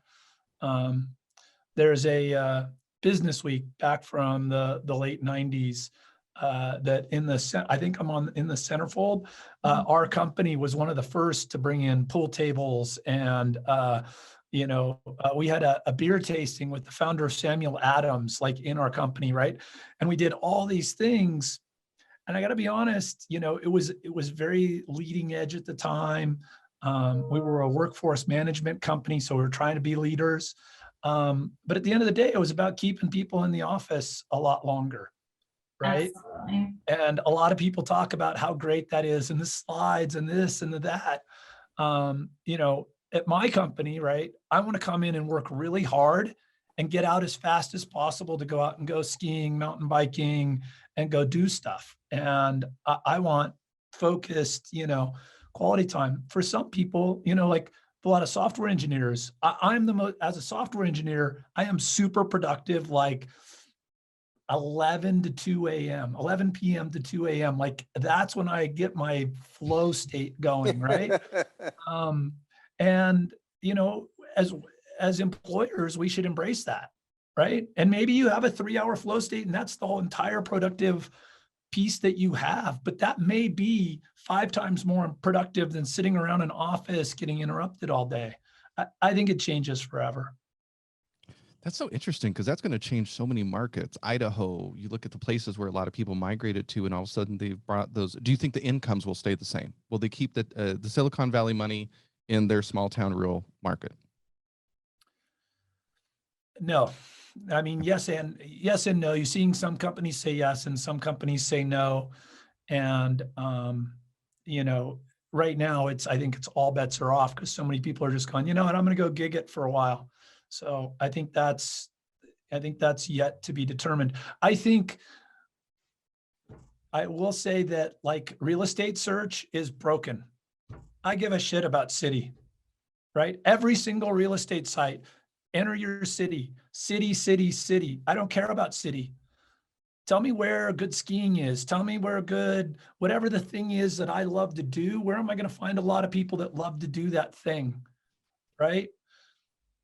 And there are still going to be a lot of jobs that are, hospitals you can't really do remote. So if I'm a nurse, like where can I go where I'm going to get the best cost of living and be able to, whatever it is, ride my road bike? Where's the best place for that? Not a single real estate search site out there that does that. And I don't think people have rethought, right?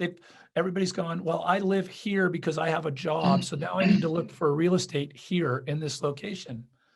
I think that's broken. I think that's completely gone. And every real estate portal website out there has the wrong approach. I need to talk to you because we're actually building out our new site. So maybe I can make you part of my user research. Love to. I think from the home builder perspective, work from home has really increased the demand and consumer preference for a home office, smart homes, and obviously robust Wi-Fi service. So those are the things that I think will be with us for the long term. Cornelius, I was going to ask you this. Is the average square footage, it's been declining for a number of years that the builders were building. Is it going to go back up?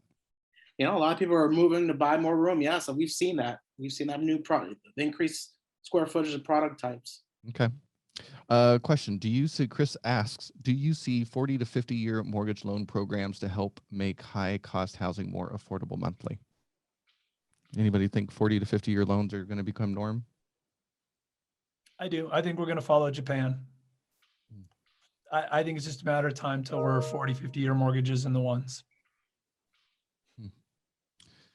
It's certainly possible. I think an important market signal would be if the federal government could rationalize their view of what constitutes infrastructure and float 40-year treasury bills to fund actual infrastructure investment. That's a good investment at 2% or 2.5%. That's actually a good investment. If that signal went into the market, you may then see in the mortgage space some following of that. But I think it might take a signal of that strong to get it going. If we could get a 50-year loan at -2, it just pays for itself. Right. Many I'm in. Aaron asks, will the affordability get much worse as huge increase in property prices far outpaces wage increases? If so, will the price correct back to equilibrium? Okay, is that for who? Whoever wants to take it. Well, right now you're at about 23%. California does have a history of getting to 17 repetitively, and when the lending world wasn't being honest with who actually should get a loan, it got lower. So if 17's the breaking point, you've hit it a number of times. And so if you hit it in 2022, it'll be the 4th time. But the outcomes have been different. In 1980, you didn't have a price decline. 89, you had from 90 to 96, you had about a 15% or so price decline, and then prices crashed in 09. The difference was how many foreclosures dominated what was for sale. And so really the question, it's a great question, but the answer actually is what's going to be the policy of how many foreclosures are going to enter the marketplace simultaneously? Because if it's pretty much just what's for sale by owner, the owner is not going to be super motivated to take a gigantic discount or lose the property because he's got a 50% equity position at a 2.5% mortgage rate. So patience would be fine. And they just said, okay, well, I just won't sell it now. That's really the dominant thing. So here's the problem. So it's a great question. How do you get back to a high affordability? See, that's the difficulty now. You're really going to need that 1% mortgage rate because from 17.5 to 2.5, we had a 40-year journey where affordability got replenished. We hit that number, but affordability got replenished because prices went down and interest rates went down, and all of a sudden they recovered. So you got back to 30% affordability. 2009, we were at 50+% affordability.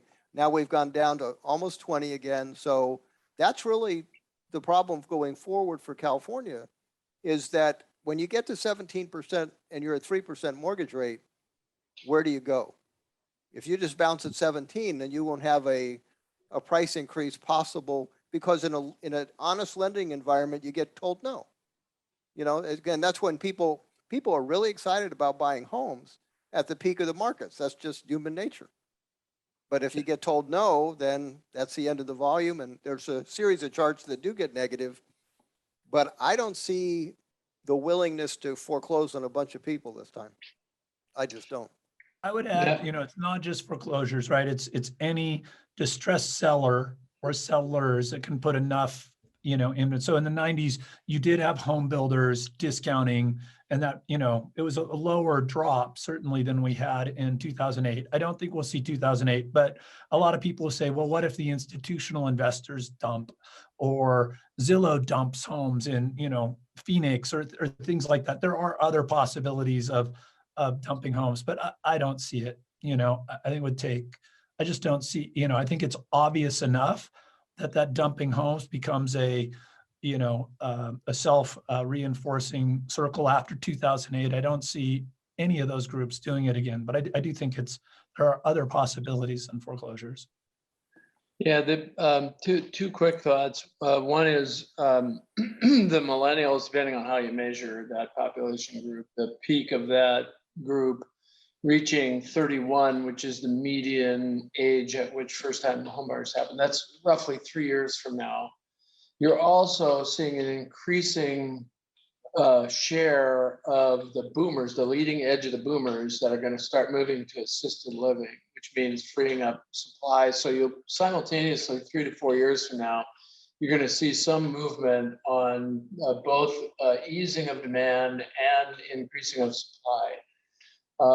Now, in some markets, to your point, Sean, in some markets, you might see, if there were some institutional investors that look at both the capital gains benefit and the cash flow benefit, and the capital gains go away because prices flatten, you might in selected markets see some selected exits. But I'm with you. I don't think it'll be.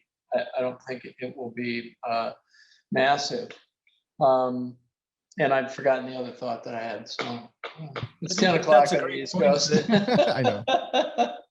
I think you did answer Bruce's question, though, that it's demographics that create the next buying opportunity.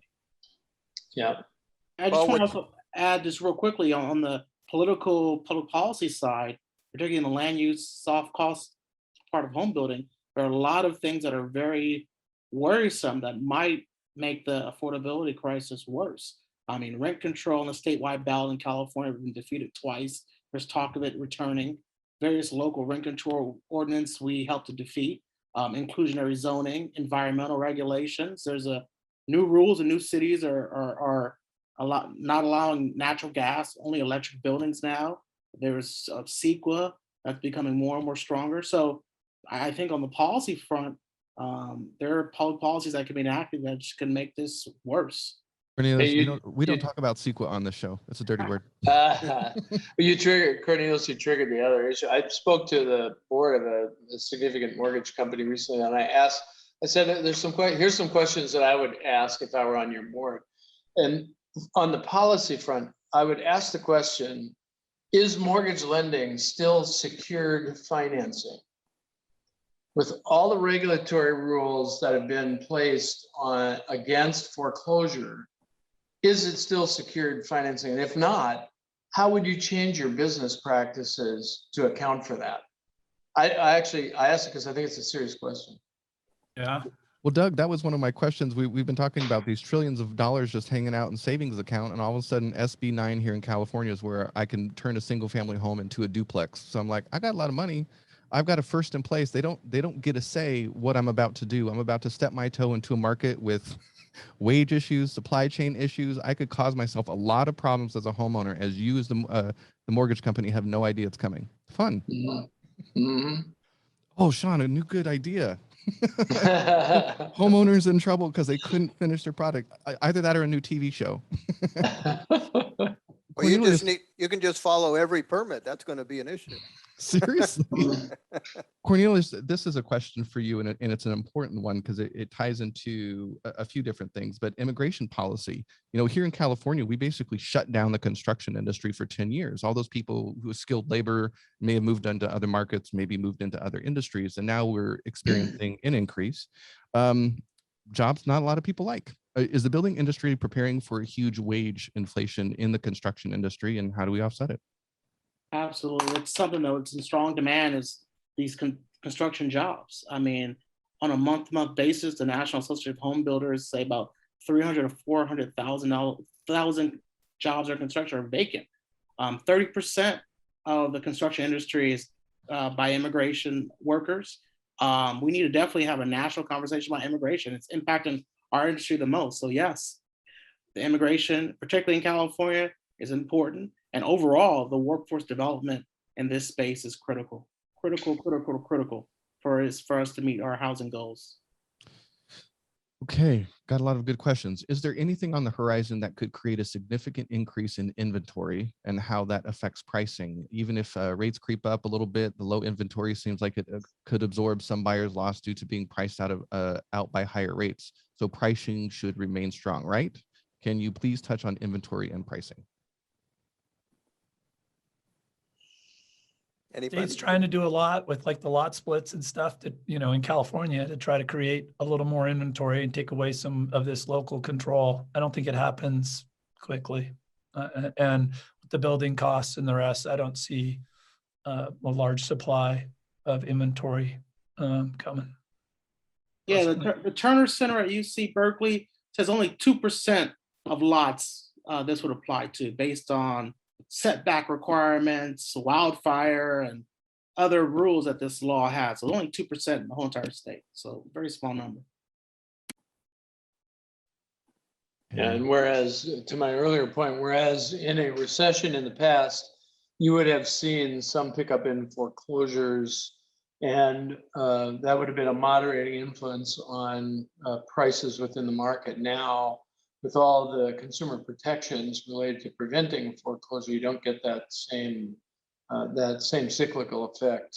That's not sounds harsh relative to people losing their home, but that's a function of them losing their job first, which is really the driver.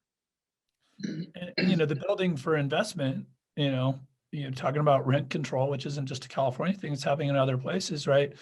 California has the lowest rents in the nation. People are You're looking at me like I'm crazy right now, right? Yeah. As a function of price, right? So you have the So- highest prices in the country. Because we have the highest prices. So as an investor, I get the lowest return, right? Yeah, So if you think about rent should be a function of price, right? Yeah. And I'm encouraged to build rentals because of the return on investment I'm going to get. And therefore, the price I am charging for rent as a function of the capital I have to put out to create that rental is the worst in the nation. And we're talking about rent control in the state that has the lowest rent as a function of price in the nation. It's crazy. We're going exactly the opposite direction we need to go. yeah. We need everyone talking about the fact that California has the lowest rents.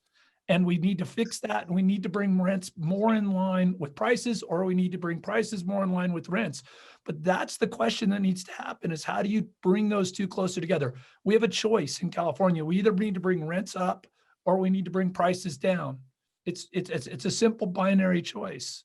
You put in rent control, you're going to make that all worse. And you're going to have even less investment in the state.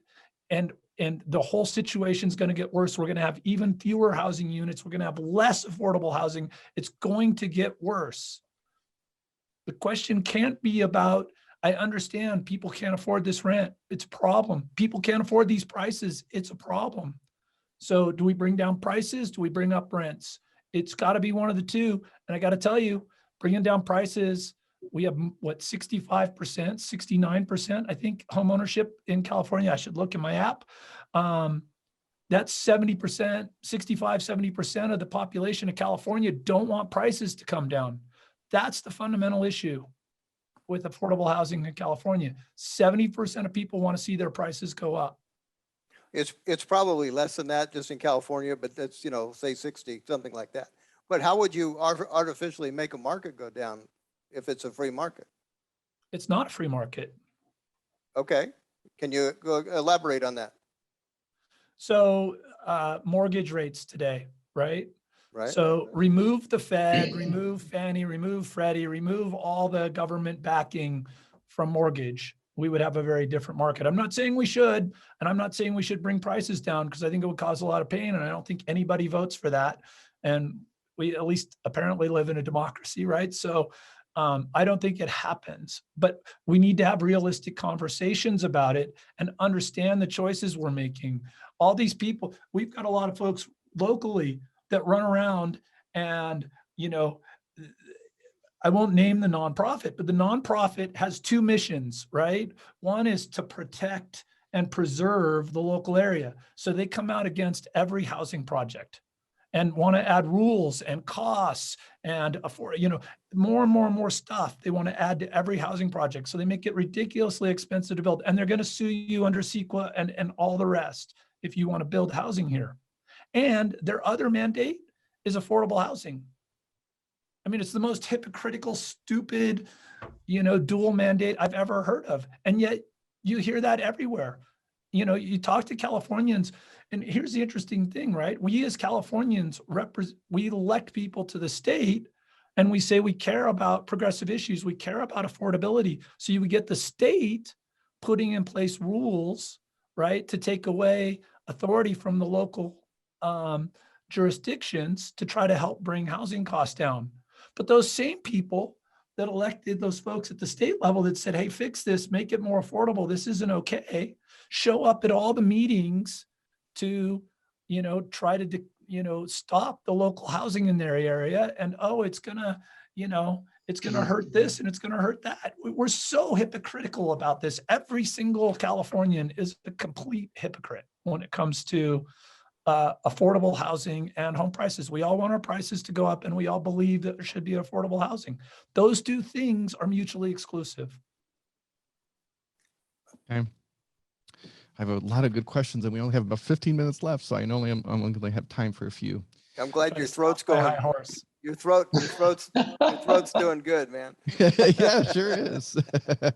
Asset value question. If stagflation seems most likely, a deflationary period with asset values staying flat or continuing to rise and interest rates stay historically low or decline, What is the constraining factor to runaway asset values? Debt, affordability? Do these just get solved with government intervention? That's over my pay grade. That's got to be Doug. Doug? Well, one of the impacts of current monetary policy has been to inflate the value of assets. And I think that when the Fed starts to address the question of measured inflation, and I make that distinction because people don't think of asset appreciation as an inflation, but it in fact is. When the Fed starts to tighten, that will change some of those asset valuations. And to Sean's point about who starts screaming about things, when prices change, you'll hear about it. And that's why it takes Paul Volcker to fix the problem. Somebody that is resolute in returning market relationships back to where things like interest rates are determined by arm's length transactions by parties that are willing as opposed to under duress. And today you can't tell me what the real interest rate is because the Fed's intervention is specific to affect where rates are. So you don't actually know.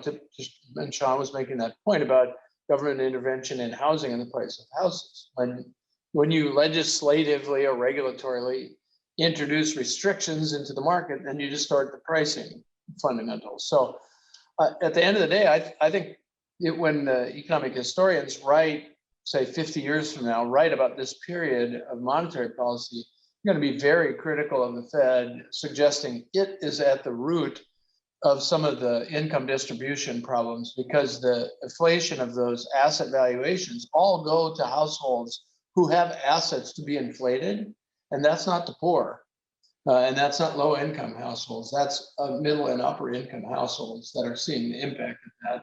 So I think certainly monetary policy has a significant impact. Andrew brings up a great point about property taxes in cities. And Cornelius, maybe you have some insight into this. They must feel like it's Christmas. In Texas, as an example, I have a friend who bought less than 2 years ago for $625. Relocation for a new job in Jacksonville, Florida. He is now in escrow for his Austin home for $1.35 million. It doubled in less than 2 years. And in states like Texas, that's a huge bump to their coffers. How are they handling this? In some parts of Florida, I know there's discussion about them lowering property taxes. Is California doing that? We have Prop 13 in California, which caps property taxes. But one of the challenges that we have, as I said, these impact fees. So these various governmental entities are now funding their general fund with all these impact fees. Additionally, we have a lot of special districts in our state. So this is the flood control district, the park district, the community college district, the transit district, who also add on to your property tax bill. So it's a maze and Byzantine system here where we're funding local government pretty much as a de facto housing tax at this point. And that needs to be addressed at a statewide level as well. Has anybody instituted like a CalPERS retirement impact fee? Not yet. It's coming. I forget what Prop 15 was in California. Do you think Prop 15 in California that was narrowly defeated will eventually get passed? And if so, please talk about the adverse impact it will have. I think I might be referring to either the rent control measure that we were able to. I think so. That was on the ballot twice, and we were able to defeat that. I know folks are talking about bringing that back again. So that's a bad policy. Rent control will make a bad situation worse. There was also Prop 19 on the ballot last year, which allowed you to transfer your property tax base, which is very helpful for a lot of folks to, leave, for example, the Bay Area and move to Sacramento and not have to worry about their property tax base changing. I'm going to make the next. Customers are making a killing on that one right now. I'm going to make a few quick comments because there's some questions. One is, should I lock in my loan now? I'd say, yeah. Why try to wait and time the market perfectly? It's pretty stupid low right now. So I know, but now I'm wondering if I should have waited for that 1%.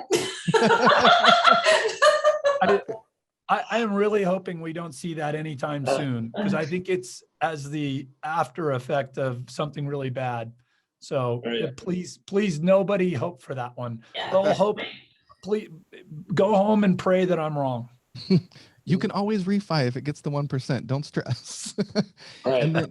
And then when it comes to builder, there was a builder question: should I move forward with construction in California? I think double the time frame that you think it's going to take. Assume you have to get really organized and all over your contractors. And if your contractors are not plugged in and in the know of how bad it is, you're going to have to manhandle like your construction project. I'm just surprised. I hadn't heard 1 year for appliances. That's new and a little concerning, but we've had to adjust on the fly. Like we've got air conditioners that have been in port for 3 weeks, and we had to switch brands just so we could move along and get things done. And so that impact, you know, you're going to holding costs are going to cost longer. Things are going to cost. We've had garage doors go up 6 times this year. So you just never know which category is going to be upset. So just assume it's going to cost quite a bit more, double the time frame. And if you're still comfortable with what you're doing, great. If not, sell to somebody else who wants to take that journey and don't stress about it. Well, you know, the other thing that comes up into play with the clients, especially, and myself, I'm in a 1031 exchange right now. Well, what's the odds of that getting finished on time? It may not happen, and it would be nobody's fault. You can't get appliances for a year. Well, so I wonder how the IRS is going to deal with that, because that is a systemic issue, not anybody's fault. We asked the question last week too. Yep. We're technically still in a state of emergency, but the IRS has not posted the COVID-related supply chain disruption as something that will count. So sorry about it.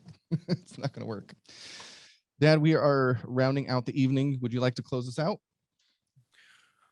Well, I just want to thank, first of all, my son.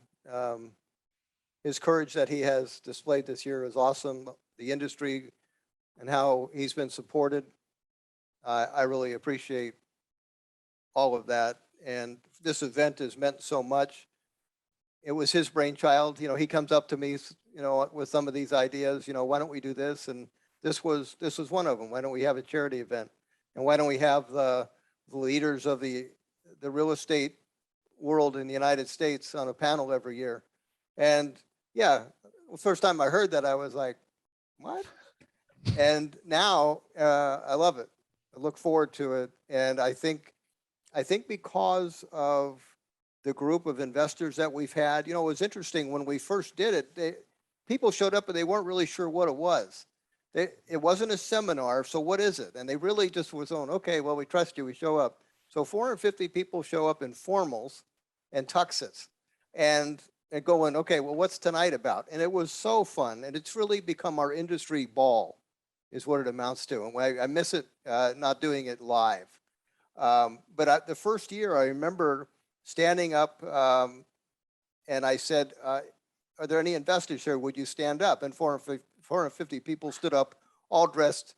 And I looked at the panel and I said, I just wanted you to know what an investor looked like. Because at the time, we were the bad guy. We were being pointed to as, okay, you're the guys that caused all the foreclosures and all that. And that was a speculator. That was not the room full of people that you have in front of you. And so it's been a great journey. I've made some great friends along the way. And I get to ask questions of these guys that I don't know the answers to, and that's really good. So thank you all for participating for another year. And it's great that we're raising some money for people that have much less fortune than we have in our life. And so our wall at the office is got tons of pictures of people's lives that we all collectively have impacted in a very favorable way. So thank you from the bottom of my heart. You typically ask one final question. Okay. What's the one thing you'd like to see happen in the next 12 months? What would be on the top of your list? Each and every one of you, or you can pass either way. I'll start. I would really like to see the construction industry go for manufacturing inside. It's green, 3D printing, wall packs. I think it's time to get a little bit more creative in the construction industry, and I think we're going to see it in the next 5 to 10 years. I'm pretty excited. Okay, Doug? You got to do your sound. Sorry. Well, the first thing that you have to have if you're going to build a house or an apartment is a piece of land. And if there were some way to have a national wave of land development reform that freed up land and lowered costs, that would be a huge change for the affordability of housing to the conversation we've had about housing affordability. I don't expect it, but that would be awesome. Okay. Yeah, this is wish list time. Cornelius? So many things. I would say in the short term and immediately, with all the money that the federal government have provided to the states for COVID, it would be nice if they would use that money to hold off on fees and use that as an economic incentive for folks to go in and say, hey, I want to build an ADU, no fees. Hey, I want to build housing, no fees. So all the millions of dollars that the state and local governments have in their coffers right now, thanks to the federal government, no fees, and use it as a stimulus to jumpstart home building and home construction. I like that. Sean? I would love to see more focus on facts and more focus on compromise by both parties, and to understand that that at the end of the day, a house divided, this is a great big world, and we compete with a lot of folks, and we have a lot of advantages by being the world's reserve currency. And we have a lot of advantages that I think we are very at risk of losing if we're not all rowing the boat in the same direction. And I would just encourage anybody who's using language about the other side to dial it way down and think a lot more about compromise and meeting in the middle. And Casey? I'd really like to see, first of all, thank you for having me on this show. It's been so great. I pinged Aaron and just thanked him for including me. But for me, it's really about modernizing the transaction and making it simpler for an agent and for a consumer. For as many advances as mortgage and title and the sales process have gone through COVID, it's still a pretty archaic process, and we need to modernize to where consumers are today. Joey, would you like to have a voice in this? Actually, I just want to say thank you to everybody. It came together so fast. Everybody jumping on the panel, all the sponsors, all the individual donors. It means so much to us here at the Norris Group. And, I'm the junior member here, but I get to talk to a lot of you. And, a lot of times, maybe they're a little too reserved to talk to you about certain things, or Aaron.